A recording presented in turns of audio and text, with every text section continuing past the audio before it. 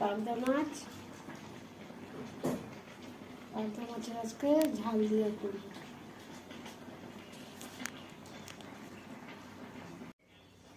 মাছ কেটে নুন আর হলুদ মাখিয়ে নিলাম। হ্যাঁ,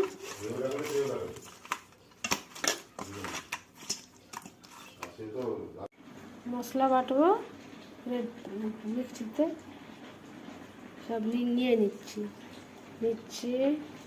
এই যে সবুজ লঙ্কা, কাঁচা লঙ্কা